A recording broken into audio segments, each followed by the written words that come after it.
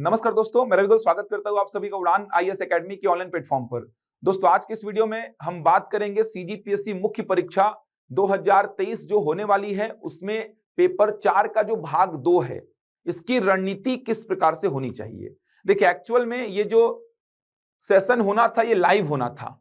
CGPSC 2023 में जो mains का एग्जाम होना है, उसके पेपर 4 के भाग 2 की रणनीति पर लाइव चर्चा होनी थी, लेकिन कुछ टेक्निकल इश्यूज आने के कारण मैं लाइव नहीं आ पाया। ये लाइव आज ही दोपहर में 2 बजे से होना था, लेकिन लाइव संभव नहीं हो पाया।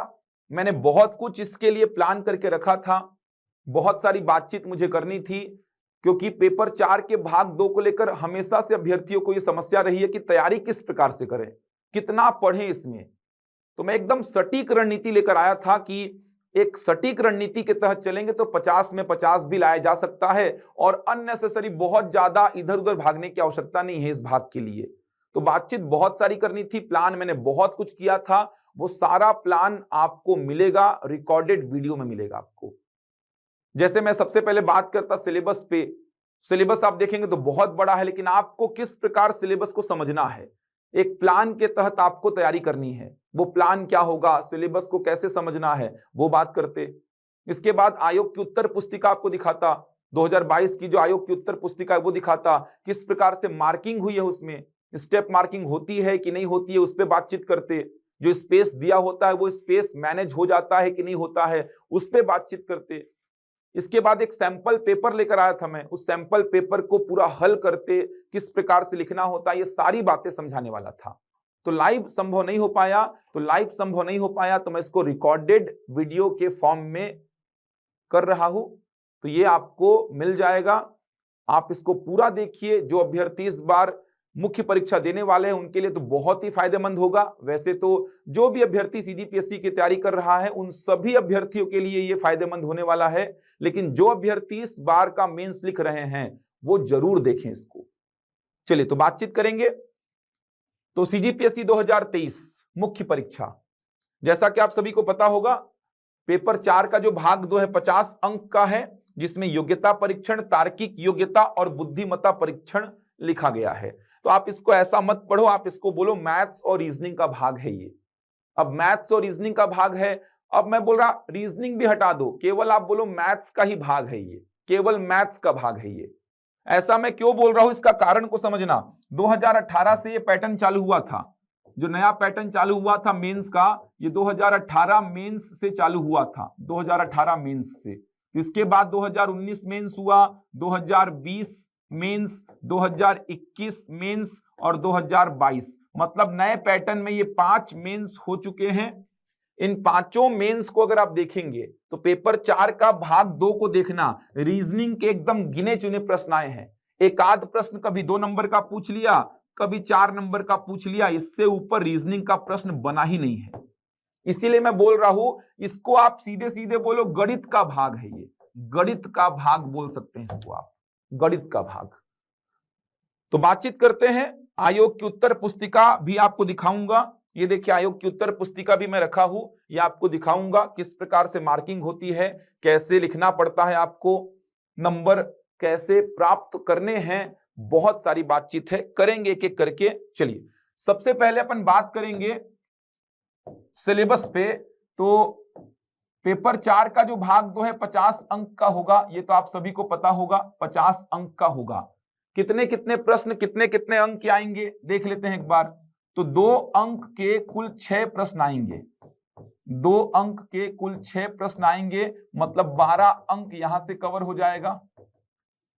प्रत्येक प्रश्न के लिए शब्द सीमा होती है 30 शब्द, लेकिन शब्द सीमा का कोई रोल नहीं होता है।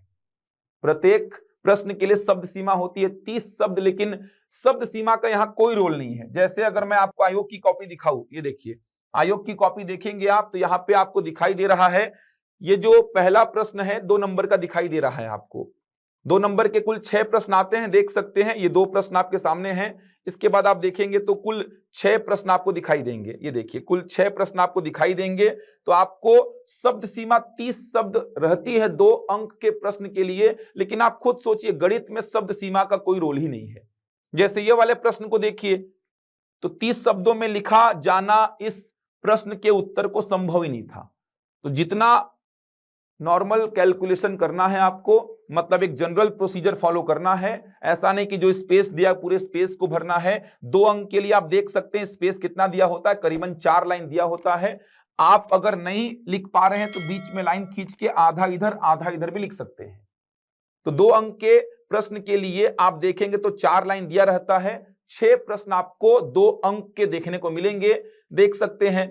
आप देखेंगे तो शब्द सीमा का बहुत ज्यादा इसमें रोल ही नहीं है। गणित में क्या शब्द सीमा, तो शब्द सीमा को साइड कर दीजिए। समझने वाली बात क्या है, 2 अंक के 6 प्रश्न पूछे जाएंगे, 12 अंक ये हो गया। देख सकते हैं 4 लाइन आपको दिया रहेगा, 4 लाइन इतना स्पेस रहेगा। 2 अंक के प्रश्न के लिए आराम से प्रश्न का उत्तर लिख सकते हैं आप।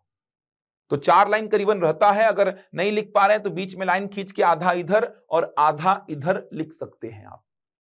तो फिलहाल मैं बात कर रहा था 2 अंक के कुल 6 प्रश्न आएंगे, मतलब ये हो गए 12 अंक। इसके बाद 4 अंक के प्रश्नों की बात करूं तो 4 अंक के कुल 3 प्रश्न आएंगे। तो यहां से भी आप देख सकते हैं 12 अंक हो गए। शब्द सीमा की बात करूंगा तो लिखा है 60 शब्द, लेकिन वही बात, शब्द सीमा का कोई रोल नहीं है। अगर मैं बात करूं 4 अंक के प्रश्नों की तो 4 अंक के जो प्रश्न आते हैं, देख सकते हैं 4 अंक के जो प्रश्न आएंगे उसके लिए जगह पिछले बार ज्यादा दे दिया था। 2022 के एग्जाम की बात करूं मैं तो बहुत ज्यादा स्पेस दिया था, देख सकते हैं स्पेस बहुत ही ज्यादा दे दिया था। जनरली 4 नंबर के प्रश्न के लिए इतना स्पेस नहीं देता था, लेकिन स्पेस थोड़ा सा बढ़ा दिया था। देख सकते हैं 4 नंबर के प्रश्न के लिए स्पेस बढ़ा दिया था। इतने स्पेस की आवश्यकता नहीं होती 4 नंबर के प्रश्न में, और जनरली इतना स्पेस देता भी नहीं था। लेकिन आप 18 का 19 का पेपर देखिए, 18-19 का आयोग का उत्तर पुस्तिका देखिए, आपको इतना स्पेस दिखाई नहीं देगा। ये 4 नंबर का स्पेस है, देखो 1 2 3 4 5 6 7 8, लगभग 8 लाइन दे दिया था। तो जनरली इतना स्पेस नहीं देता था, लेकिन पिछले 2 वर्षों से स्पेस को बढ़ा दिया है। तो 4 अंक के कुल 3 प्रश्न आते हैं, स्पेस आप देख सकते हैं कितना रहेगा। शब्द सीमा का वापस से बोल रहा हूं, कोई रोल नहीं है। यहां पर देख सकते हैं थोड़ा ज्यादा लिखा हुआ है, यहां पर देख सकते हैं बहुत कम लिखा हुआ है। तो प्रश्न की प्रकृति पे डिपेंड करता है वो। तो 4 अंक के कुल 3 प्रश्न बनेंगे। इसके बाद आगे बढ़ता हूं, 8 अंक के प्रश्नों की बात करूं तो 8 अंक के कुल 2 प्रश्न बनेंगे। तो ये हो गया आपका 16 अंक।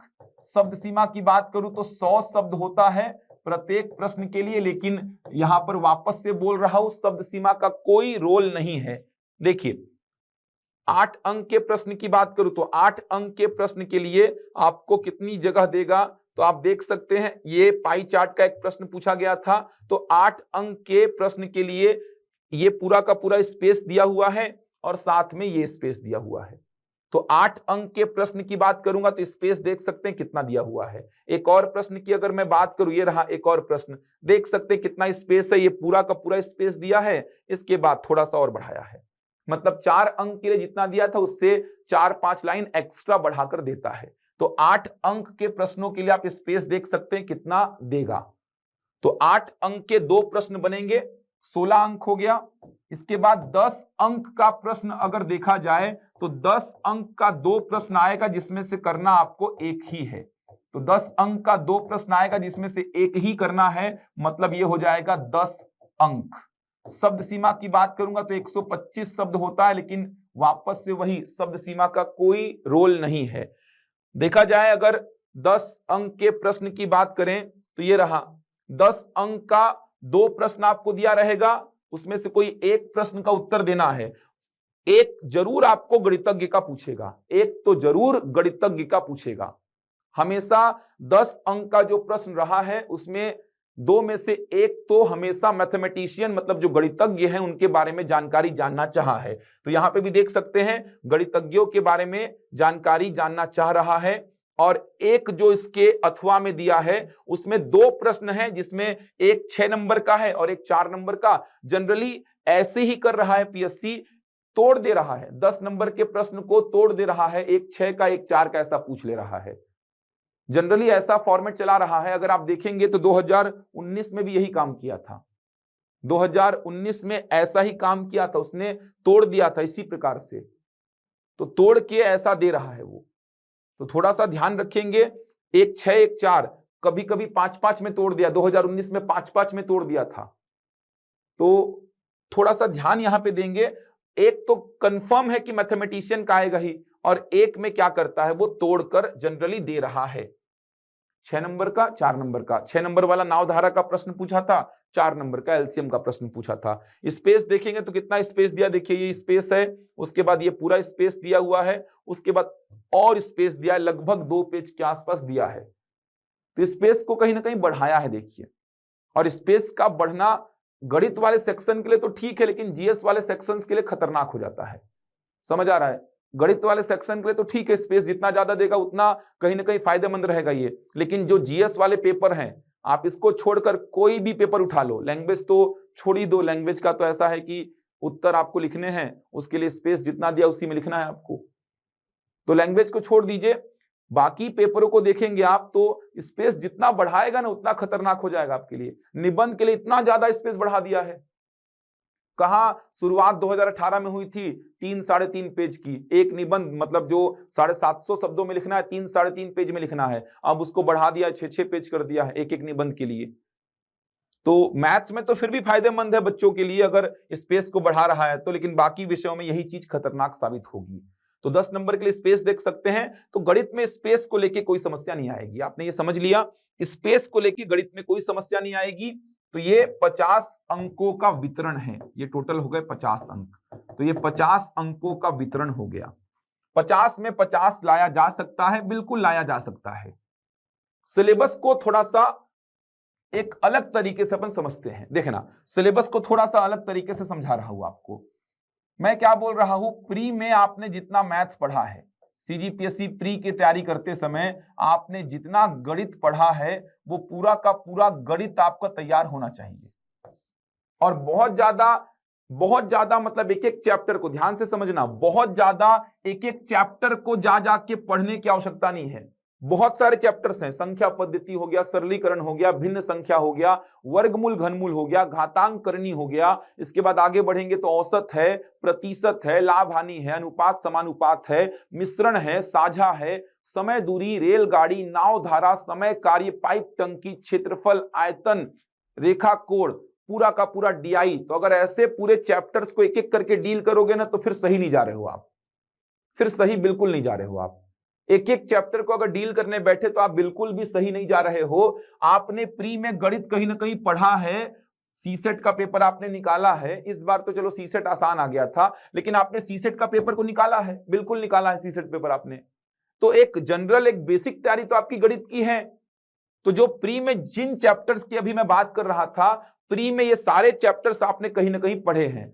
तो क्या करना, केवल प्रैक्टिस सेट उठाना, मिक्स प्रश्न लगाना, केवल प्रैक्टिस सेट उठाओ मिक्स प्रश्नों का, या फिर टेस्ट पेपर उठा लो मिक्स प्रश्नों का। जितने चैप्टर्स मैंने बोले उन सारे चैप्टर्स के मिक्स प्रश्न उठा लो, उनको लगाओ, जितना लगा सकते हो, एक आध दिन में 1 घंटा लगा लो। जहां पे फंस रहे हो उस चैप्टर को देखो, सोचो कहां पे गलती हो रही है, क्या कंसेप्ट लगेगा, कहां पे बेसिक कमजोर है, कहां पे फॉर्मूले भूल रहे हो, कहां पे कंसेप्ट भूल जा रहे हो। इस तरीके से तैयारी करो। एक एक चैप्टर को घुस घुस के पढ़ोगे ना तो ये 25-30 चैप्टर हैं, उनको पढ़ने में बहुत समय लग जाएगा और अननेसेसरी आप पढ़ेंगे, जबकि प्री में आपने बहुत अच्छी तरीके से तैयार किया है और मेंस के प्रश्नों का स्तर प्री से तो आसान ही रहता है। वो अलग बात है कि इस बार प्री में बहुत आसान पेपर आ गया था सीसेट का, लेकिन 2020, 21, 22 का पेपर देखेंगे जो आपने सीसेट की तैयारी की है, उस लेवल की तैयारी को देखेंगे तो मेंस का प्रश्न एकदम आपको हलवा टाइप का लगेगा। तो आप क्या करिए, गणित के जो चैप्टर्स हैं, इन चैप्टर्स को जो आपने प्री में पढ़े हैं, जिन चैप्टर्स की मैं बात फिलहाल किया था, उन चैप्टर्स को आप रिवाइज करने के लिए प्रैक्टिस सेट सॉल्व करिए, मिक्स प्रश्नों का प्रैक्टिस सेट सॉल्व कर लीजिए।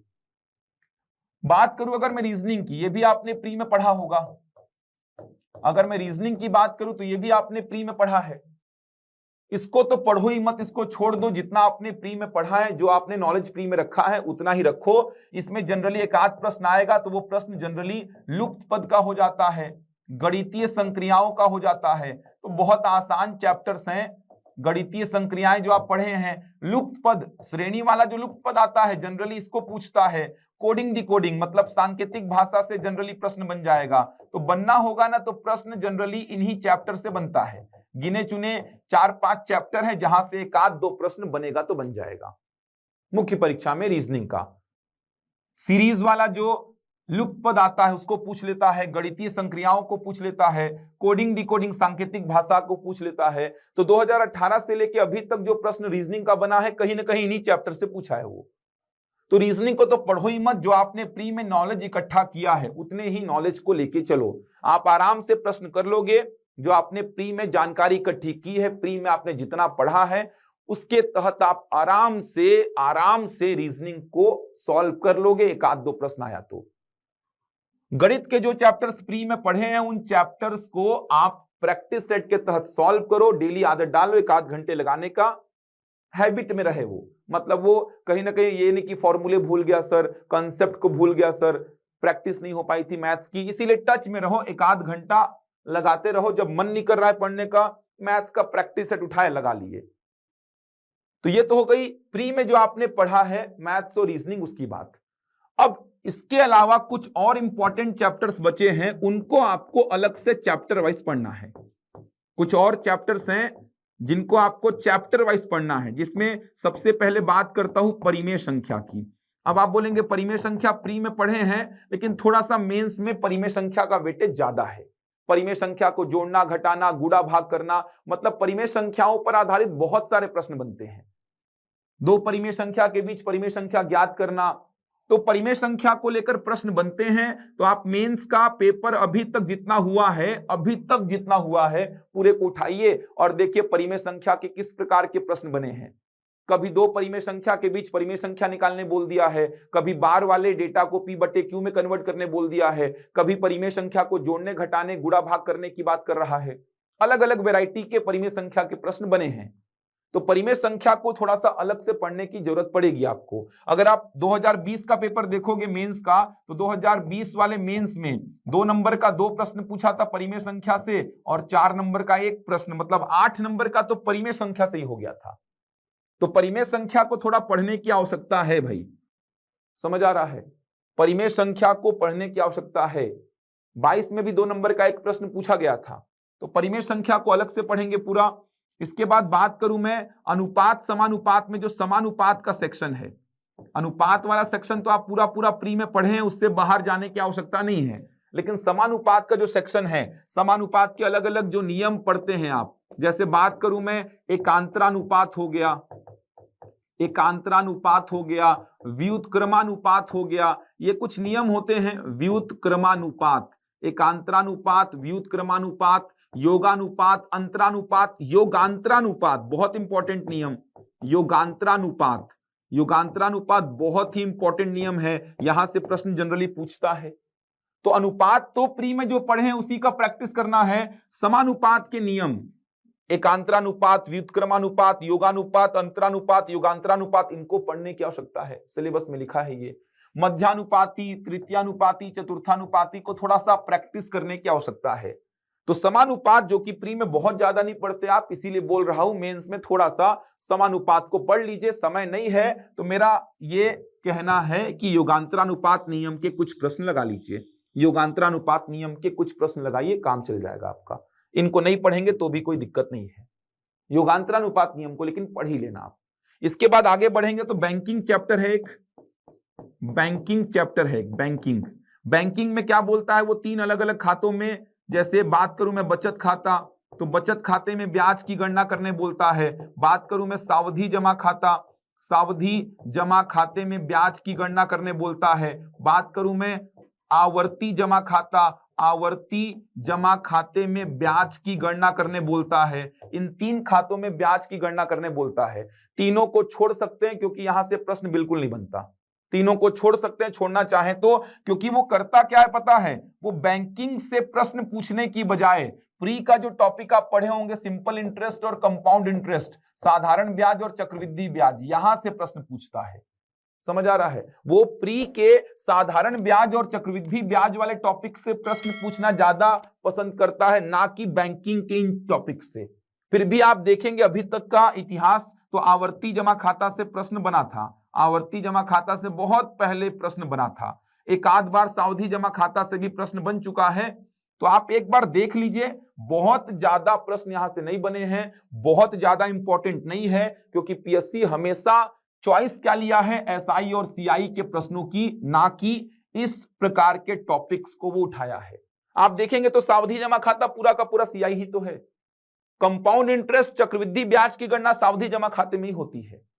बचत खाता तो छोड़ सकते हैं, बिल्कुल भी समय मत दीजिए इसमें। सावधि जमा खाता पूरा का पूरा कंपाउंड इंटरेस्ट है।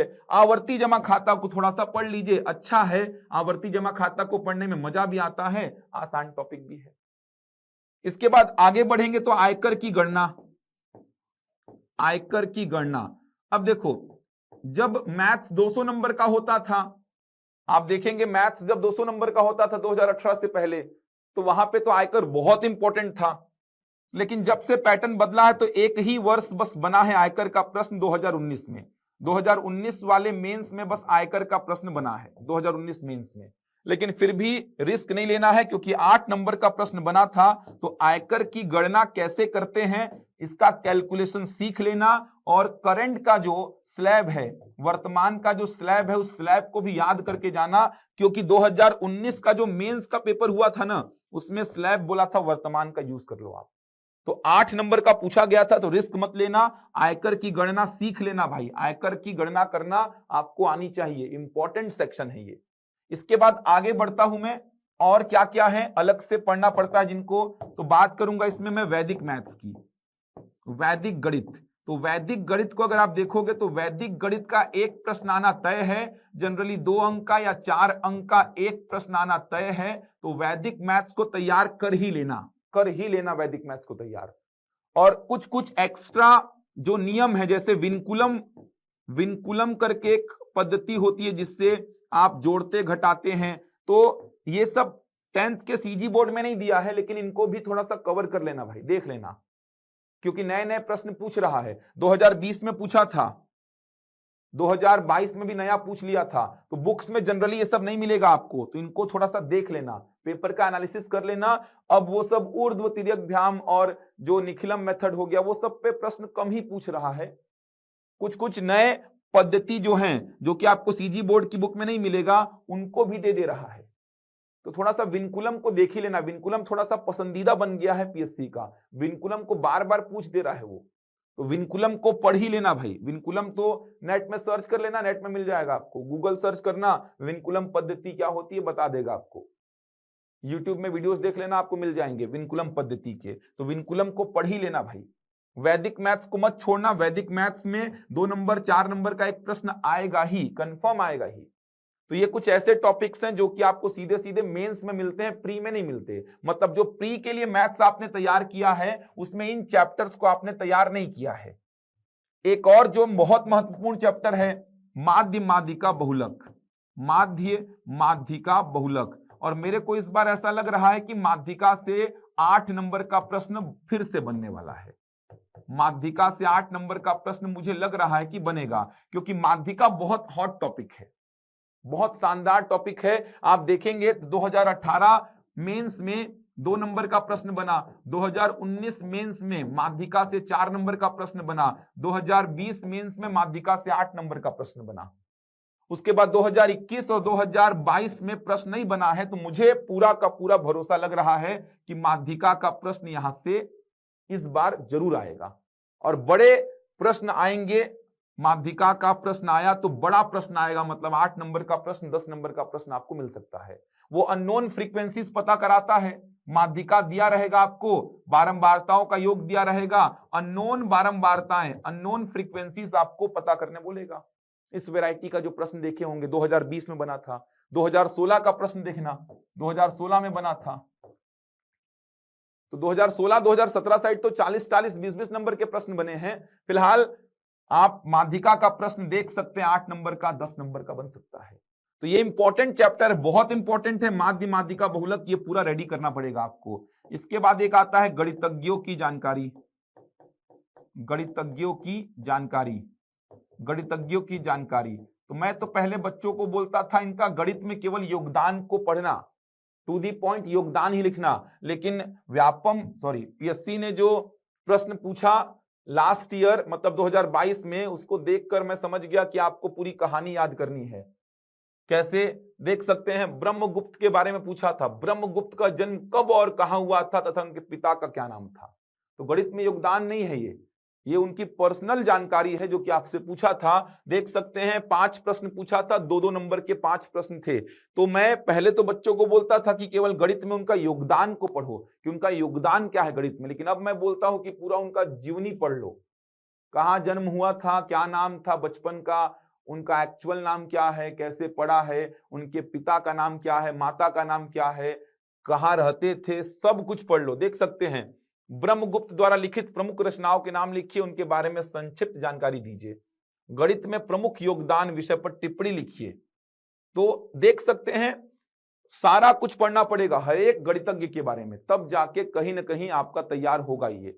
तो अच्छी से गणितज्ञों की जानकारी को कर लीजिए, क्योंकि गणितज्ञों की जानकारी से आप मान के चलिए आपको एक प्रश्न मिलना है, 10 नंबर का मिलना है। तो इससे होता क्या है पता है, जब 10 नंबर का न्यूमेरिकल प्रॉब्लम आपसे नहीं बन रहा होता है ना, तो आप वहां पे चॉइस कर सकते हैं गणितज्ञ वाले प्रश्न को उठाने की। जब ये न्यूमेरिकल प्रॉब्लम, जैसे इसी बार की बात करूं, मान लीजिए ये न्यूमेरिकल प्रॉब्लम आपसे नहीं बन रहा होता, ये अच्छा प्रश्न था, कैलकुलेशन बहुत ज्यादा था, तो आपसे अगर ये न्यूमेरिकल प्रॉब्लम नहीं बन रहा होता, इतना लेंदी कैलकुलेशन था, ये न्यूमेरिकल प्रॉब्लम आपसे नहीं बन रहा होता, तो आपके पास चॉइस था कि आप यहाँ पे गणितज्ञ वाला प्रश्न उठा सकते थे। ये देखिए गणितज्ञ वाला प्रश्न उठा सकते थे। इसीलिए बोल रहा हूं कि गणितज्ञों की जानकारी को बहुत अच्छी से कर लीजिए। हर साल पूछा है, 18, 19, 20, 21, 22, 21 में नहीं पूछा था। 21 में क्या किया ना, वो 2021 मेंस की बात कर रहा हूं, 10 नंबर में एक ही प्रश्न दिया, बस वो एक ही प्रश्न दिया, गणितज्ञों की जानकारी वाला प्रश्न आया ही नहीं, एक ही प्रश्न आया बस। तो फिर 10 नंबर बोनस दिया था सबको। 2021 की बात कर रहा हूं, 10 नंबर सबको बोनस मिला था, क्योंकि 10 नंबर के 2 प्रश्न पूछे जाने जिसमें कोई एक करना है, लेकिन 2021 में केवल एक ही पूछा, गणितज्ञों की जानकारी वाला पूछा ही नहीं। मतलब हो सकता है टाइप नहीं हुआ हो, बहुत बड़ा ब्लंडर था ये, सबको 10 नंबर बोनस मिल गया था। तो फिलहाल हर साल पूछा है, देखा जाए तो 18 में पूछा, 19 में, 20 में, 21 में तो फिर बोनस ही मिल गया था, 22 में, हर साल बने हैं और 10 नंबर वाले सेक्शन में ही बने हैं। तो गणितज्ञों की जानकारी को शानदार तरीके से पढ़ लीजिए। इसके अलावा एक और चैप्टर जहां से प्रश्न बनता है, जनरली प्री में आप उसको नहीं पढ़ते हैं, वो है प्रायिकता, प्रोबेबिलिटी। इसके लिए आपको पहले क्रमचय संचय थोड़ा सा बेसिक समझना पड़ता है। क्रमचय संचय, परमुटेशन एंड कॉम्बिनेशन, ये पहले पढ़ना पड़ता है आपको, तब जाके प्रायिकता, क्योंकि प्रायिकता पूरा पूरा संचय पे आधारित होता है, कॉम्बिनेशन पे पूरा का पूरा प्रोबेबिलिटी टिका होता है। तो क्रमचय संचय पढ़ेंगे तो प्रायिकता आपको समझ में आएगी। तो ये कुछ चैप्टर्स ऐसे हैं जो कि आपको प्री में जनरली दिखाई नहीं देते हैं। प्री में देखा जाए तो प्रायिकता बच्चे पढ़ते नहीं है लेकिन पढ़ते नहीं है बच्चे, बोल रहा हूं। तो प्री में जितना गणित आपने पढ़ा है उसके प्रैक्टिस सेट को लगाइए, रीजनिंग को छोड़िए, मत पढ़िए। उसके अलावा ये जो चैप्टर्स लिखा हूं ना मैं, इसमें बैंकिंग वाले को छोड़कर, समानुपात के नियम को छोड़कर बाकी सारे चैप्टर्स को सीरियसली पढ़ना है आपको। इंडिविजुअल एक एक चैप्टर को डील करना है। ये आपका पार्ट 2 का तैयारी पूरा हो जाएगा। सिलेबस को ऐसे समझना है, सिलेबस को देखो मत यार, सिलेबस को ऐसे समझो, प्री में जितना मैथ्स पढ़ाऊं, जितना रीजनिंग पढ़ाऊं, वो पूरा है सिलेबस में। इसके साथ ही साथ ये कुछ एक्स्ट्रा चैप्टर्स हैं। तो यहां पर जो आप बोलेंगे सर इसमें ऐसा बताओ जो कि पूछेगा, ऐसा बताओ जो कि नहीं पूछेगा, इतना अनुभव तो आपको होगा सर। तो मेरा अनुभव ये कहता है कि बैंकिंग वाले को छोड़ दीजिए, समानुपात वाले को छोड़ दीजिए।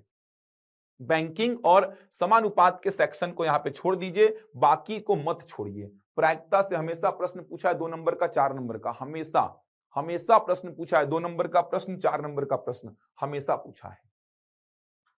तो थोड़ा सा पढ़ लीजिएगा इसको, आप देखेंगे तो पूरा का पूरा प्रश्न कहीं ना कहीं आप देखेंगे तो 50 में से देखना यार, 50 में से पिछले 2 साल का रिकॉर्ड बता रहा हूं, 2021-2022 का, 50 में से करीबन 30 से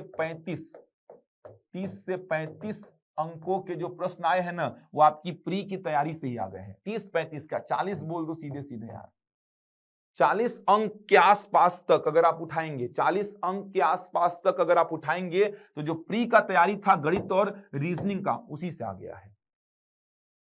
आपने पिछले 2 साल का पेपर देखा होगा तो ना तो उसमें आयकर पूछा, ना तो बैंकिंग पूछा, ना तो समानुपात पूछा, ना तो माध्य माध्यिका बहुलक पूछा, जबकि बड़े टॉपिक्स हैं, यहां से बड़े बड़े प्रश्न बनते हैं, कुछ नहीं पूछा ये सब। तो 35-40 नंबर का पिछले 2 साल का अगर आप देखेंगे तो पूरा का पूरा प्री की तैयारी से ही आ गया है। तो थोड़ा सा सिलेबस को मैं जैसे बताया एकदम शॉर्ट एंड स्वीट तरीका बताया उस सिलेबस को समझने का, उस तरीके से सिलेबस को समझ लेना। आयोग की कॉपी पे एक बार बात कर लेते हैं अपन। आयोग की कॉपी 10 नंबर के प्रश्न पे बात करते हैं। पहले 10 नंबर का ही प्रश्न खुला हुआ है तो 10 नंबर के प्रश्न पे ही पहले बात कर लेते हैं। तो 10 नंबर का प्रश्न आप देख पा रहे हैं, जैसा कि मैंने बताया इस खंड में दिए गए कुल 2 प्रश्नों में से कोई एक प्रश्न का उत्तर देना होगा। एक इसमें कंफर्म गणितज्ञ का पूछेगा और एक इसमें न्यूमेरिकल प्रॉब्लम पूछता है, कभी कभी डीआई को पूछता है, यहाँ पे कभी कभी डीआई भी पूछा है। 18 में डीआई पूछा था, देखिएगा आप लोग। तो आजकल लेकिन क्या ट्रेंड बना दिया, 2 प्रश्न दे देता है, एक 6 एक 4 का, एक 5 एक 5 का, ऐसे कर देता है। तो आपको कोई एक चुनना है। आपका अगर लगता है कि न्यूमेरिकल प्रॉब्लम बन जाएगा, सर मेरा गणित अच्छा है, मैं न्यूमेरिकल वाला बनाऊंगा, उसमें 10 में 10 कमाऊंगा, तो न्यूमेरिकल प्रॉब्लम को आप डील कर सकते हैं। अब स्पेस को लेके कंफ्यूज नहीं होना है कि कहां कहां लिखना है, क्या करना है। एक जनरल अप्रोच फॉलो करिए जो आप जानते हैं, जैसे बचपन से कैलकुलेशन करते आए हैं वैसे कैलकुलेशन करिए। अगर आपका उत्तर सही है तो आपको नंबर देने से कोई रोक नहीं पाएगा। उत्तर आपका सही होना चाहिए, वो देखेगा भी नहीं। इधर देखना, कहीं पे नहीं दिख रहा है कि कुछ हुआ है, कि रीड भी किया गया है। ये देखिए, कौन इसको रीड करेगा, वो सीधे पहले उत्तर पे आएगा। उत्तर अगर मैच हो रहा है तो आपको 10 में 10 दे देगा वो। तो उत्तर अगर मैच हो रहा है, जैसे पहले प्रश्न का उत्तर ये सही सही है, दूसरे प्रश्न का उत्तर भी आप देखेंगे तो दूसरे प्रश्न का उत्तर भी सही सही है, तो उसने 10 में 10 दे दिए। ये देखिए 10 में 10 उसने दे दिए हैं। मैटर नहीं करता आपने स्पेस को कैसे मैनेज किया है, आप इधर लिख दिए नहीं लिखे, जो करना है करो यार। ये देखो, जो करना है करो, जैसे लिखना है लिखो, कोई दिक्कत नहीं है। स्पेस और भी बचा था, ये देखिए, ये देखिए स्पेस ये भी था, इसको भी यूटिलाइज कर लीजिए आप। तो 10 नंबर के प्रश्न के लिए 2 पेज दिया रहता है, 2 पेज में आराम से डील कर लेंगे आप, आराम से। ये देखिए पूरा इधर का स्पेस खाली है, आप चाहते तो यहां पर भी लिख सकते थे, पूरा पूरा यहां पर लाइन खींच के, जैसे मैंने इतना लिखा है, आप पूरा पूरा इधर पे भी लिख सकते थे, पूरा पूरा इधर पे भी आप चाहते तो लिख सकते थे। तो देख सकते हैं 10 नंबर के लिए 2 पेज आपको दिया रहेगा। 8 नंबर वाले प्रश्नों की अगर मैं बात करूं, 8 नंबर वाले प्रश्न की बात करूं तो 8 नंबर वाले प्रश्नों में 2 प्रश्न पूछे जाते हैं। देख सकते हैं 2 प्रश्न पूछे गए थे। एक था पाई चार्ट का प्रश्न, डीआई का प्रश्न था पाई चार्ट का। अब यहां पर 8 में 6 क्यों दिया, ये समझ से परे है, क्योंकि आंसर तो सारे सही दिख रहे हैं। तो 8 में 6 क्यों दिया, समझ से परे है। देख सकते हैं आंसर सारे मैच हो रहे हैं। आसान सा डीआई का एक प्रश्न पूछा गया था, तो 8 में 6 देने का मुझे कोई यहां पर मतलब समझ नहीं आ रहा है, क्योंकि लगभग जो डेटा चाहिए वो डेटा यहां पर लिखा हुआ था। तो देख सकते हैं। इसके बाद एक और प्रश्न पूछा गया था, ये एलिगेशन मिश्रण का प्रश्न था। ये मिश्रण का बहुत अच्छा प्रश्न था। लिखने के तरीके को लेकर परेशान बिल्कुल नहीं होना। देखिए लाइन खींच के लिखा गया है, 8 में 8 नंबर दिया यहां पर। ये देखिए आंसर पूरा करेक्ट था। देखिए पूर्ण संख्या में जो आंसर आता है ना, वहां पे नंबर पूरे पूरे मिलते ही हैं यार। 21 आंसर आ रहा है, पूरा करेक्ट आंसर है, तो 8 में 8 नंबर पकड़ा दिया है वो। तो देख सकते हैं यहां पर ये 8 नंबर के प्रश्न थे। स्पेस काफी रहता है, स्पेस को लेके बिल्कुल परेशान नहीं होंगे आप। 4 नंबर के प्रश्नों की बात करूं तो 4 नंबर का 3 प्रश्न पूछा गया था। एक प्रायिकता का प्रश्न था, देख सकते हैं ये प्रायिकता का प्रश्न है। 52 ताश के पत्ते जो हैं उसमें से एक पत्ता निकाला जाता है, इसकी क्या प्रायिकता है कि वह पत्ता एक फेस कार्ड हो। अब ये थोड़ा विवादित प्रश्न है यार।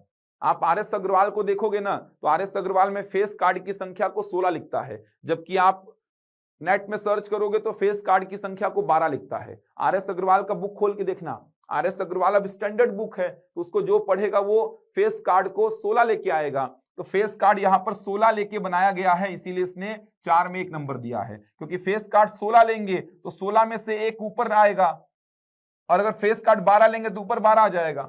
जैसे यहां पर एक पत्ता खींचे हैं 52 में से, उसके फेस कार्ड होने की प्रायिकता पूछा है। अगर 12 फेस कार्ड लेके चलेंगे तो 12 में 1 बटा 52 में 1, मतलब 12 बटा 52 इसका आंसर हो जाएगा करेक्ट। लेकिन अगर फेस कार्ड 16 लेके बनाएंगे तो 16/52 इसका आंसर हो जाएगा।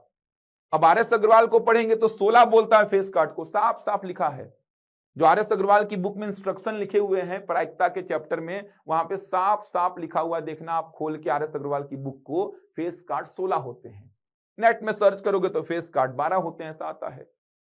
तो पीएससी ने तो फेस कार्ड को 12 एक्सेप्ट किया है, तो फेस कार्ड को 12 ही लीजिएगा पीएससी के एग्जाम के लिए। तो आप तो फेस कार्ड को 12 ही पीएससी ने एक्सेप्ट किया है, तभी तो इस प्रश्न का आंसर यहाँ पे अगर 16 एक्सेप्ट करता तो फिर तो प्रश्न का आंसर सही है। ये देखिए 16 में से 1/52 में से 1 मतलब 16/52 मतलब 4/13। लेकिन पीएससी ने, मैंने और भी कॉपीज देखी हैं, जिन बच्चों ने फेस कार्ड 12 लेके बनाया उनको 4 में 4 नंबर दिया है पीएससी। इसके बाद 4 नंबर का दूसरा प्रश्न आप देखेंगे तो ये क्षेत्रमिति का प्रश्न था, क्षेत्रफल और आयतन वाला जो चैप्टर पढ़ते हैं आप, उसी का प्रश्न आ गया। आप बोलेंगे सिलेबस में नहीं लिखा है, इसीलिए मैं बोल रहा हूं, प्री में जितना मैथ्स और रीजनिंग पढ़े हैं ना, वहां से कुछ भी फेंक सकता है, वो कुछ भी फेंक सकता है। आप देखेंगे तो ये पहले हुआ करता था, जब 2017 या उससे पहले की बात करेंगे तब होता था क्षेत्रमिति, लेकिन दे दिया है प्रश्न। तो प्री में जितना पढ़े हैं आप, वहां से कुछ भी आ सकता है। ये देखिए स्पेस को लेके बिल्कुल भी दिक्कत नहीं आएगी, एक जनरल कैलकुलेशन आप जैसा करते हैं वैसा करते रहिए। दिया है मिश्र धन, मूलधन, जो भी आपको दिया है, लिखना चाहते हैं तो लिखिए, ये लाइन नहीं लिखेंगे तो भी कोई बहुत ज्यादा फर्क नहीं पड़ने वाला है। आप एक जनरल कैलकुलेशन जो 9th में 10th में किए हैं, सीखे हैं, वैसा काम करिए, आपको नंबर मिलेगा ही। तो 4 नंबर के 3 प्रश्न पूछे गए थे, उसके बाद 2-2 नंबर के प्रश्न हैं, 2-2 नंबर के 6 प्रश्न हैं। देख सकते हैं परिमेय संख्या का आया था -5/7 को ऐसी तुल्य परिमेय, तुल्य मतलब होता है इक्विवेलेंट, तुल्य परिमेय संख्या के रूप में व्यक्त कीजिए जिसका हर -35 हो। हर -35 हो मतलब हर को -35 बनाना है, तो नीचे 5 का गुणा करो, ऊपर भी 5 का गुणा कर दो, खत्म हो गया। सिंपल सा प्रश्न पूछा था। तो देख सकते हैं ये प्रश्न पूछे गए थे, ये प्रश्न पूछे गए थे 2-2 नंबर के 6 प्रश्न। तो लिखने के तरीके को लेकर मैथ्स में बिल्कुल परेशान नहीं होंगे, एक जनरल कैलकुलेशन आप कर सकते हैं, जैसा आप जानते हैं वैसा। ये देखिए ये जो लुप्त पद का प्रश्न है, ये देखिए मैंने ऐसे ऐसे पूरा यहाँ पे देख सकते हैं, पूरा ऐसा प्रॉपर बना हुआ है, डिफरेंस, तो आप आसानी से बता देंगे क्या आएगा यहाँ पर जो लुप्त है उसमें। अब लिखने का तरीका क्या होगा, तो ऐसे लिख दिया गया है, 2 में 2 दे दिया है, क्योंकि आंसर मैच हो रहा है। लिखने के तरीके को लेकर परेशान नहीं होना है, जनरल जो आप तरीका जानते हैं लिखने का वैसा लिखिए, आपको नंबर मिलेगा ही। ये देखिए लिखने के तरीके को लेकर परेशान नहीं होना है। अब इस प्रश्न का आंसर निकालना है, स्पेस कम पड़ रहा है क्योंकि ऑलरेडी ये थोड़ा सा बड़ा डेटा है, तो लाइन खींचो लिखो, लाइन खींचो लिखो। मैटर नहीं करता है कि आप कैसे लिख रहे हो, मैटर करता है कि आपका आंसर सही आ रहा है कि नहीं। एक जनरल कैलकुलेशन के तहत आगे बढ़ना है आपको, एक जनरल कैलकुलेशन के तहत आगे बढ़िए, आपको नंबर अच्छे मिलेंगे। 50 में 50 नंबर तक आपको मिल सकते हैं, तो 50 में 50 नंबर तक आप स्कोर कर सकते हैं। सिलेबस को कैसे देखना है, कैसे रीड करना है, कॉपी आपने देखी है। अब बात करते हैं किसमें, सैंपल पेपर में। तो ये जो सेशन है लाइव नहीं ले पाया था मैं, लाइव अगर लेता तो आपसे बातचीत होती। 50 में 50 की सटीक रणनीति है एकदम, जो बातें बोल रहा हूं उन बातों को ध्यान रखिए। एक सैंपल पेपर आपके सामने है, देख सकते हैं। 2/3 और 3/4 के बीच कोई 3 परिमेय संख्या ज्ञात करें। बहुत पसंदीदा, ये मैं सॉल्व नहीं करने वाला, केवल सैंपल पेपर दिखा रहा हूं आपको मैं। ये सॉल्व आप लोग खुद से करेंगे भाई, 2/3 तथा 3/4 के बीच। या फिर मैं आज आपको एक सैंपल पेपर दिखा देता हूं, इसका पूरा का पूरा डिटेल्ड में पूरा लिख कर, पूरा सॉल्यूशन जो है ये लिख कर एक और वीडियो में बता दूंगा। इसी वीडियो में बताऊंगा तो ये वीडियो बहुत ही लेंदी हो जाएगा, तो एक और वीडियो आएगा जिसमें पूरा का पूरा ये डिटेल्ड में सॉल्यूशन लिख दूंगा। लेकिन ये बहुत इंपॉर्टेंट प्रश्न है, बहुत ज्यादा पूछे जाने वाला प्रश्न है। आप 2013 से लेके अभी तक देखिए, हर 2 साल में एक बार ऐसा एक प्रश्न आपको दिख जाएगा, हर 2 साल में एक बार। और आप टॉपिक देखेंगे, परिमेय संख्या का सिलेबस देखेंगे तो सिलेबस का पहला लाइन क्या लिखा है, 2 परिमेय संख्या के बीच परिमेय संख्या ज्ञात करना। परिमेय संख्या को जोड़ना, घटाना, गुणा करना, भाग देना, 2 परिमेय संख्याओं के मध्य परिमेय संख्या ज्ञात करना, ऐसा पूरा लिखा हुआ है। अगर आप सिलेबस को उठा के देखेंगे तो ऐसा पूरा लिखा हुआ है उसमें। तो इस वैरायटी का प्रश्न आपको बहुत मिलेगा, ध्यान रखिएगा। ये जो वैरायटी है, 2 परिमेय संख्या के बीच परिमेय संख्या ज्ञात करना, बहुत सारे तरीके होते हैं इस प्रश्न को बनाने के, कुछ स्टेप्स होते हैं। P बटे Q के रूप में लिखिए पहले संख्याओं को, ऑलरेडी लिखी हुई है। इसके बाद हर को समान करो, ये सेकंड स्टेप होता है। हर को समान, हर मतलब डिनोमिनेटर नीचे वाला, उसको समान करो। उसके बाद जितना परिमेय संख्या बोला है उससे एक बढ़ाकर, आप और ज्यादा बढ़ाना चाहे तो ज्यादा बढ़ा दो, लेकिन जनरली जितना परिमेय संख्या बोला है उससे एक बढ़ाकर अंश और हर में गुणा कर दो। जितना परिमेय संख्या बोला है उससे एक बढ़ाकर अंश और हर में गुणा कर दो।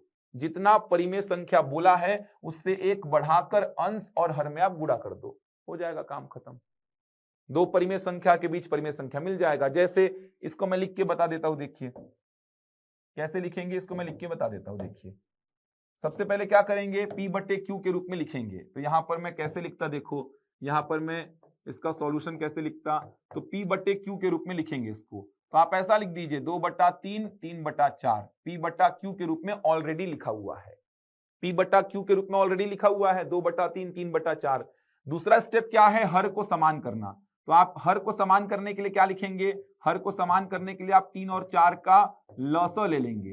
तो 3 और 4 का लसा कितना हो जाएगा, 3 और 4 का लसा हो जाएगा 12, हो जाएगा 12। इसके बाद क्या करेंगे आप, 3 और 4 का लसा 12 हुआ तो दोनों के नीचे में कितना लिख दीजिए 12। यही तो होता है हर को समान करने का तरीका। नीचे वाली संख्याओं का लसा लिया 12, 3 और 4 का लसा 12, तो नीचे में दोनों के 12 लिख दिया। अब 3 से 12 को भाग दीजिए, 4 बार जाएगा, उस 4 का ऊपर वाले 2 में गुणा 8। 4 से भाग दीजिए 12 को, 3 बार जाएगा, उस 3 का ऊपर वाले 3 में गुणा 9। मतलब लिखने का तरीका चेंज हो गया है, रिजल्ट मेरा चेंज नहीं हुआ है। पहले भी 2/3 था, अभी भी 2/3 है। आप 4 से काटो 2/3 ही आएगा। पहले 3/4 था, अभी भी 3/4 ही है। आप 3 से काटो 3/4 आएगा। तो दो परिमेय संख्या के बीच परिमेय संख्या निकालने का एकदम शानदार तरीका है ये। क्या तरीका है, सबसे पहले P बटे Q में कन्वर्ट किया जाता है, पहला स्टेप ऑलरेडी P बटे Q में है। दूसरा स्टेप हर को समान किया जाता है, हर को समान किया जाता है। हर समान करने के बाद क्या करेंगे, जितना परिमेय संख्या बोला है, कितना बोला है निकालने को 3, जितना बोला है उससे एक बढ़ाकर, तो 3 से 1 बढ़ा दीजिए, 3 से 1 बढ़ाइए, कितना हो जाएगा 4, 4 का अंश तथा हर में गुणा करने पर, 4 का अंश तथा हर में गुणा करने पर। तो यहां ऐसा लाइन खींच के लिख दीजिए, कोई समस्या नहीं है। तो 4 का अंश और हर में गुणा कर दीजिए। तो 4 का अंश में गुणा किया, ये देखो, और हर में भी गुणा कर दिया, ये देखो। इधर पे 4 का अंश में गुणा किया, हर में भी गुणा कर दिया, कितना आया 32/48, और ये कितना आ जाएगा 36/48। अब 32/48 और 36/48 फिर से लिखने का तरीका चेंज हो गया, लेकिन मेरा मूल रिजल्ट वही का वही है। 2/3 बोलूं या 8/12 बोलूं या 32/48 बोलूं, एक ही है। 3/4 बोलूं या 9/12 बोलूं या 36/48 बोलूं, एक ही है। अब इसके बीच में 3 परिमेय संख्या बता दीजिए, 33/48, 34/48 और 35/48। ये देखिए आराम से कॉपी में इतना लिखा जा सकता है। ये हो जाएगा 3 परिमेय संख्या। 32/48 और 36/48 के बीच में क्या क्या आएगा, 33/48, 34/48 और 35/48। तो एक जनरल स्टेप है ये, आप सारे प्रश्नों में यही स्टेप फॉलो कर सकते हैं। सबसे पहला काम P बटे Q के रूप में लिखिए, ऑलरेडी लिखा हुआ है। हर को समान करिए, उसके बाद अगला स्टेप जितना परिमेय संख्या निकालने बोला उससे एक बढ़ा के अंश और हर में गुणा कर दीजिए। जितना परिमेय संख्या बोला है उससे एक बढ़ाइए, अंश और हर में गुणा कर दीजिए। मूल रिजल्ट आपका नहीं बदलना चाहिए। आप देख सकते हैं यहां पर 2/3 है, ये भी तो 2/3 ही है, और ये भी तो 2/3 ही है। ये 3/4 है, ये भी तो 3/4 है, और ये भी तो 3/4 ही है। तो मूल रिजल्ट आपका नहीं बदल रहा है, बस लिखने का तरीका बदल रहा है। अब 32/48 और 36/48 के बीच में 3 परिमेय संख्या 33/48, 34/48 और 35/48, खत्म हो गया। 2 नंबर के लिए इतना लिखना मोर देन सफिशिएंट है, मोर देन। समझ आ रहा है, नंबर पूरा देगा, क्यों नहीं देगा भाई, पूरा में पूरा देगा नंबर। बुक में देखेंगे तो एक तरीका लिखता है, बुक में क्या तरीका फॉलो करता है, तो बुक में 2 परिमेय संख्या A और B के बीच में एक परिमेय संख्या वो A + B/2 करके बताता है। बुक में ऐसा कुछ फॉर्मूला यूज करता है। 9th का बुक को देखेंगे तो दो परिमेय संख्या ए और बी, इसके बीच वाली परिमेय संख्या को वो कैसे बताता है, दोनों को जोड़ के 2 से भाग देता है। वो तरीका भी यहां लगा सकते थे आप, देख सकते हैं ये 2/3 है और ये 3/4 है, तो इसके बीच में इन दोनों को जोड़ के 2 से भाग दो, ये वाला मिल जाएगा। अब इन दोनों के बीच में इन दोनों को जोड़ के 2 से भाग दो, ये वाला मिल जाएगा। इन दोनों के बीच में इन दोनों को जोड़ के 2 से भाग दो, ये वाला मिल जाएगा। लेकिन बहुत ज्यादा जगह ले लेगा वो, एकदम शॉर्ट एंड स्वीट तरीका है, P/Q के रूप में लिखो। समझ आ रहा है? हर को समान करो, जितना पूछा है उसमें 1 बढ़ा के, आप 2 बढ़ा के कर लो तो भी कोई दिक्कत नहीं है, 3 बढ़ा के कर लो तो भी कोई दिक्कत नहीं है। लेकिन एक जनरल अप्रोच है, 1 बढ़ाइए, ऊपर नीचे गुणा करिए, जितनी आवश्यकता है उतनी परिमेय संख्या मिल जाएगी। बीच के गैप को, ये देखिए गैप नहीं है ना, 8/12 और 9/12 में बीच में गैप नहीं है, उस गैप को बनाने के लिए ही आपने क्या किया, ऊपर नीचे 4 का गुणा कर दिया है, उस गैप को बनाने के लिए ही। तो बातचीत बहुत है, लेकिन एक लिखने का पैटर्न बता रहा हूं, एकदम बढ़िया तरीका है, ऐसा लिख सकते हैं। आगे बढ़ेंगे, देखिए दी गई श्रेणी में लुप्त पद ज्ञात करें, तो लुप्त पद को लिखने का तरीका तो आपको समझा ही दिया था मैं। अब श्रेणी कैसे हल करते हैं वो तो आपको पता होना चाहिए, श्रेणी के क्वेश्चंस को कैसे डील करते हैं, कैसे लुप्त पद को आसानी से फाइंड किया जा सकता है, उसको सीखना चाहते हैं तो मेरे प्री ओरिएंटेड या फिर व्यापम के बैचेस के बहुत सारे वीडियोस पढ़े हुए उनको देखिए, सीरीज को बहुत आसानी से पहचान जाएंगे, तुरंत आपको ये वाला पद समझ आ जाएगा क्या होगा।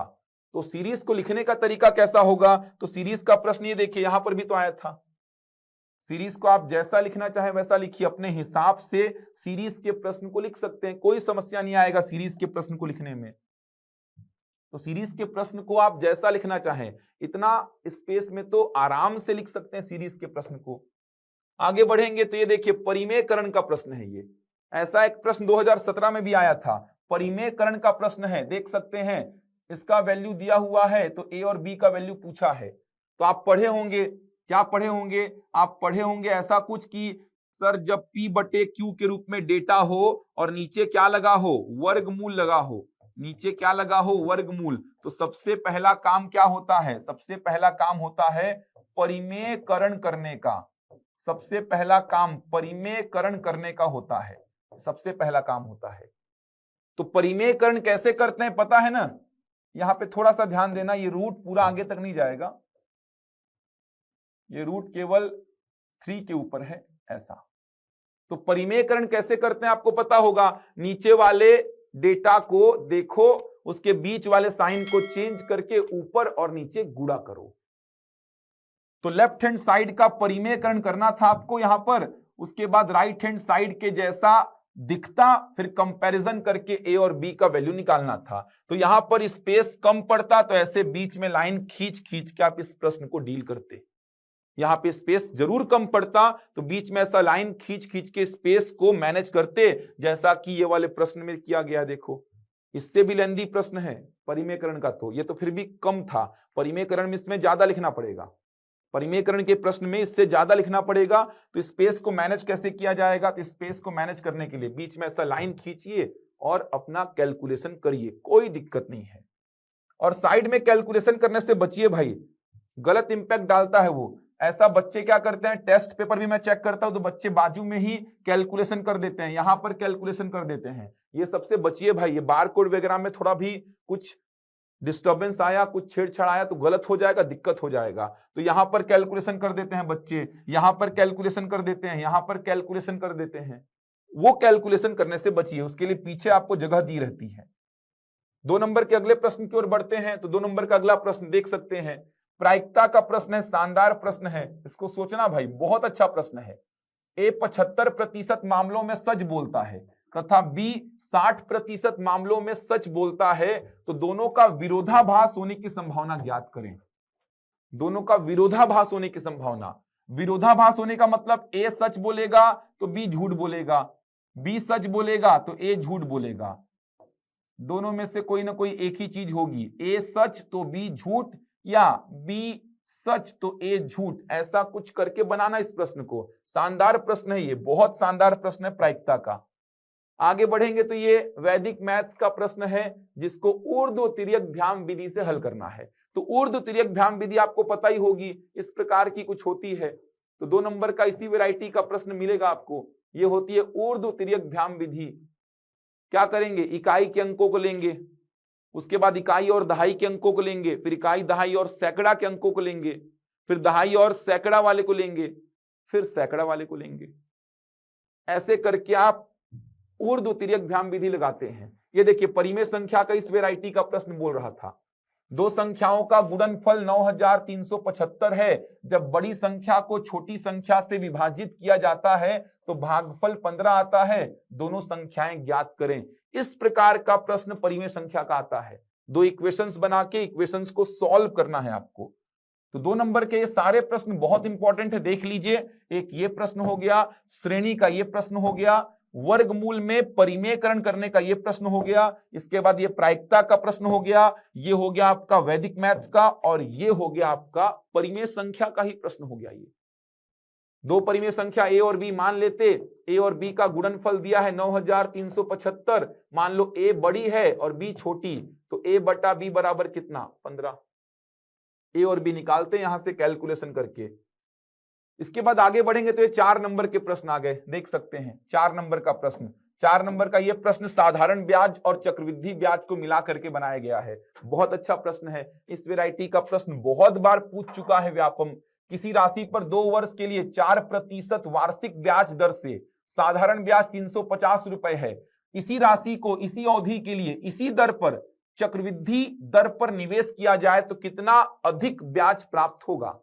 तो सबसे पहले क्या निकालेंगे, साधारण ब्याज से आप क्या निकालेंगे, तो साधारण ब्याज से आप क्या निकालेंगे, पी का वैल्यू निकालेंगे, वह धन निकालेंगे, वह राशि निकालेंगे। पी मिल गया, आर और टी को तो सेम ही रखने बोला है, उसी दर पर उसी समय पर चक्रवृद्धि ब्याज निकाल लेना। तो कैलकुलेशन पे नहीं आ रहा हूं मैं, केवल आपको क्वेश्चंस दिखा रहा हूं। ये देखिए एलिगेशन का बहुत शानदार प्रश्न, बहुत ही अच्छा प्रश्न है। इस प्रश्न को देखना, सॉल्व करना। एक बर्तन में अम्ल और जल का 32 लीटर घोल है जिसमें अम्ल और जल का अनुपात 5:3 है। बर्तन में से 12 लीटर घोल निकाल लिया जाता है और बर्तन में 7.5 लीटर जल मिला दिया जाता है। तो प्राप्त घोल में अम्ल और जल का अनुपात ज्ञात करें। बहुत शानदार प्रश्न है। ऐसे ही वैरायटी का एक प्रश्न पिछले बार 8 अंक का पूछा गया था। पिछले बार, ये तो फिलहाल मैंने 4 अंक का सेट किया है, लेकिन इसी वैरायटी का प्रश्न 8 अंक का बन चुका था। एक ये लाभ हानि का इंपॉर्टेंट प्रश्न है। एक व्यक्ति 1008 रुपए में 2 बकरियां खरीदता है, एक बकरी को 20% हानि पर और दूसरी बकरी को 44% लाभ पर बेचता है। यदि प्रत्येक बकरी को उसने समान कीमत पर बेचा तो हानि पर बेची गई बकरी की कीमत ज्ञात करें। अच्छा प्रश्न है। तो ये 3 प्रश्न 4 नंबर के मैंने सेट किए थे। प्रैक्टिस करना भाई आप लोग, ये पूरा सैंपल पेपर है मान के चलिए। ये SI का है, ये एलिगेशन मतलब मिश्रण का है, और ये आप देखेंगे तो ये प्रश्न है आपका लाभ हानि का। 8 अंक के प्रश्न की बात करूं तो इस वैरायटी के प्रश्न की बात कर रहा था, आने का पूरा संभावना लग रहा है मेरे को। माध्यिका आपको दे दिया है, ये बारंबारता सारणी है, इसका माध्यिका दे दिया है 28.5 और बारंबारताओं का योग दे दिया है 60। बारंबारताओं का योग मतलब ये सारी बारंबारताओं का योग दे दिया है 60। तो F1 और F2 का वैल्यू पूछा है क्या होगा। माध्यिका का फॉर्मूला लगाना, माध्यिका का फॉर्मूला याद किए होगे, कहां से आया होगा वो भी प्रूफ किए होगे। ऐसा कुछ होता है ना, L1 plus capital N/2 minus capital F divide by small f into i, ऐसा कुछ फॉर्मूला होता है। L1 बोलते हैं माध्यिका वर्ग की निम्न सीमा को, कैपिटल N बारंबारताओं के योग को, जिसका वैल्यू प्रश्न में 60 दिया है, सीधे यहां 60 पुट करना। कैपिटल F किसको बोलते हैं, माध्यिका वर्ग से पहले की सारी बारंबारताओं का योग। स्मॉल f किसको बोलते हैं, माध्यिका वर्ग की बारंबारता को, और I माध्यिका वर्ग का वर्ग अंतराल। तो बात सारी आके कहां पे रुक रही है, माध्यिका वर्ग पे आके रुक रही है। माध्यिका वर्ग की निम्न सीमा, माध्यिका वर्ग से पहले की सारी बारंबारताओं का योग, माध्यिका वर्ग की बारंबारता, अंतराल, और यह है बारंबारताओं का योग। और माध्यिका वर्ग कैसे पता करना, तुरंत पता करना। माध्यिका हमेशा माध्यिका वर्ग में ही मिलती है। माध्यिका कितना, 28.5, तो ये कहां मिलेगी, 28.5 कहां मिलेगा भाई? तो माध्यिका हमेशा माध्यिका वर्ग में मिलेगी। तो माध्यिका 28.5 कौन से अंतराल में मिलेगा? 20 से 30 वाले में। तो ये वाला जो अंतराल है, ये जो वर्ग अंतराल है, ये कहलाएगा माध्यिका वर्ग। ऐसे माध्यिका वर्ग पता किया जाता है। माध्यिका हमेशा माध्यिका वर्ग में मिलेगी। तो 28.5 20 से 30 वाले रेंज में मिलेगा, तो ये कहलाएगा माध्यिका वर्ग। अब यहां पे L1 का वैल्यू देखेंगे तो क्या हो जाएगा? 20। कैपिटल N का वैल्यू आपको दिया है कितना? 60। कैपिटल F माध्यिका वर्ग से पहले की सारी बारंबारताओं का योग। तो माध्यिका वर्ग से पहले की बारंबारता है 5 और F1, तो ये हो जाएगा 5 प्लस F1। इसके बाद स्मॉल f क्या है? माध्यिका वर्ग की बारंबारता मतलब 20। और बात करूं मैं I की, तो I कितना हो जाएगा? अंतराल मतलब 10। ये देखिए माध्यिका दिया है आपको 28.5, रखिए माध्यिका के नीचे 28.5। L1 कितना है? माध्यिका वर्ग की निम्न सीमा 20। कैपिटल N बारंबारताओं के योग को बता रहा है 60। कैपिटल F माध्यिका वर्ग से पहले की बारंबारताओं का योग। स्मॉल f माध्यिका वर्ग की बारंबारता और I अंतराल। सिंप्लीफाई करना, आपको मिल जाएगा F1। F1 मिला। उसके बाद बारंबारताओं का योग, ये कितना दिया है प्रश्न में आपको? बारंबारताओं का योग 60 दिया है। F1 पता है, तो आप F2 बारंबारताओं के योग को यूज करके निकाल दोगे, 8 नंबर मिलता। तो ये हो गए 8 नंबर के 2 प्रश्न। चलिए, तो 8 नंबर के 2 ही प्रश्न आते हैं। आगे बढ़ते हैं। अगर 10 नंबर के प्रश्न की बात करूं, तो ये प्रश्न को देख लीजिएगा। 10 नंबर के प्रश्न की बात करूं तो 10 नंबर का एक प्रश्न मैंने क्या सेट किया था? 10 नंबर में एक प्रश्न मैंने सेट किया था कि इनमें से किन्हीं 2 गणितज्ञों का गणित में योगदान लिखिए। इसका नोट्स है मेरे पास में, वो नोट्स आप ले सकते हैं टेलीग्राम पे मैसेज करके। इसका नोट्स हर एक गणितज्ञ का मैंने प्रॉपर नोट्स बनाया है, तो वो नोट्स आप ले सकते हैं। ये आपको याद करना पड़ेगा। इसके बाद मैंने क्या किया था? अथवा में 5 नंबर का एक ये वाला प्रश्न सेट किया था और 5 नंबर का एक ये वाला प्रश्न सेट किया था। 5-5 नंबर के 2 प्रश्न मैंने सेट किए थे, तो आप स्क्रीनशॉट ले लीजिए। 5 नंबर का एक ये प्रश्न है, 5 नंबर का एक ये प्रश्न है। नाव धारा का प्रश्न है 5 नंबर का, और 5 नंबर का ये औसत का प्रश्न है। तो आपने काफी कुछ कहीं ना कहीं सीखा कि किस प्रकार से आपका अप्रोच होना चाहिए, कॉपी आयोग की कैसे रहती है, किस प्रकार आपको लिखने में कैसे नंबर मिलते हैं। तो मुझे लगता है काफी कुछ क्लियर हुआ होगा। डिटेल्ड सॉल्यूशन को लेके एक वीडियो में ले आऊंगा, जिसमें जितने भी प्रश्न मैंने आज आपको दिखाए हैं उन सारे प्रश्नों का डिटेल्ड सॉल्यूशन पूरा रहेगा। पूरा प्रॉपर लिखना सिखाऊंगा। बाकी कुछ अलग काम नहीं करना है यार। जो जनरल तरीका लिखने का होता है ना, लिखते जाओ। ऐसा मैथ्स में कोई प्रेजेंटेशन मैटर नहीं करता है, आपका प्रेजेंटेशन मैटर करेगा। जीएस वाले पेपर में, लैंग्वेज में भी, निबंध में भी, हर जगह पे मैटर करेगा, केवल गणित को छोड़कर।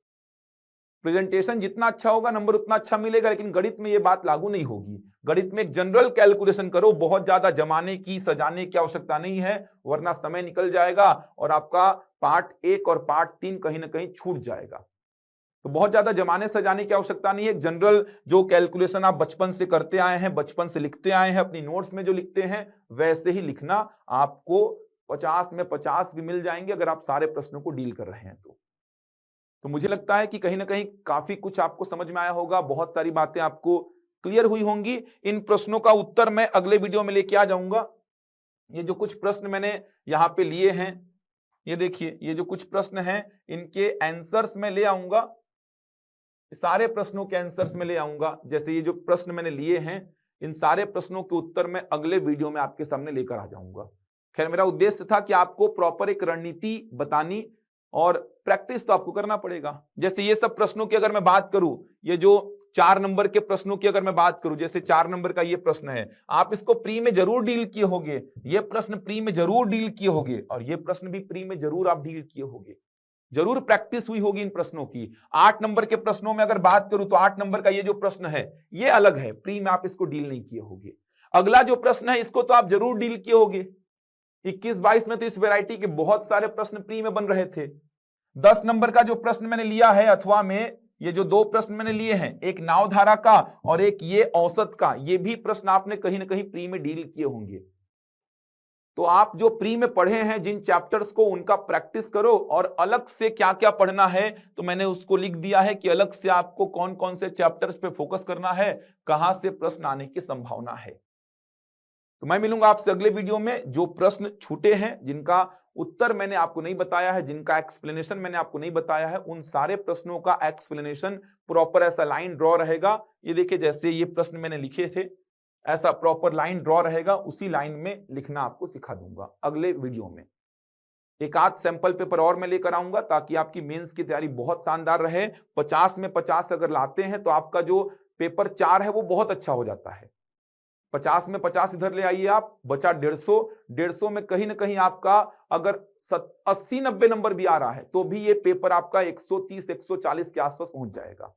और पेपर 1, पेपर 2, पेपर 4 ही है आपका जो आपका सिलेक्शन दिलाएगा। ये बात एकदम दिमाग में बसा लो। ये 3 पेपर में नहीं में कम से कम आपको मिला करके, तीनों पेपर में कम से कम बोल रहा हूं, कम से कम तीनों पेपर में मिला करके कम से कम 400 नंबर लाना है आपको।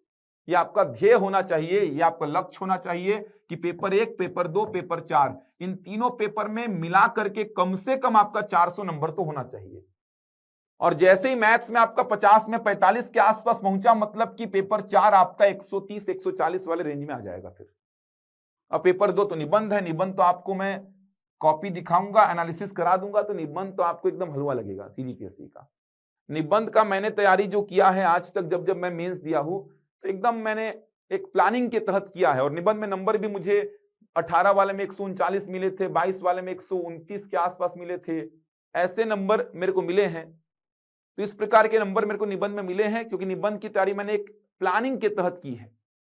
निबंध में लिखना कैसे वो आपको समझ में आ गया ना, तो नंबर आप आराम से खींच लोगे। 18 वाले निबंध में मेरा सेकंड हाईएस्ट नंबर था, ये 139। तो निबंध को प्लान के तहत लिखा जाता है, सजा के, अच्छा दिखा के, किस प्रकार से लिखें, पॉइंट वाइज, पैराग्राफ वाइज। तो निबंध उसका खेल है पूरा। खैर, निबंध की बात छोड़िए, मैथ्स की बात करते हैं। तो मैथ्स जो है आपने काफी कुछ समझा, सीखा। इन सारे प्रश्नों के उत्तर मैं अगले वीडियो में लेकर आऊंगा, पूरा समझाऊंगा, पूरा लिखना बताऊंगा आपको।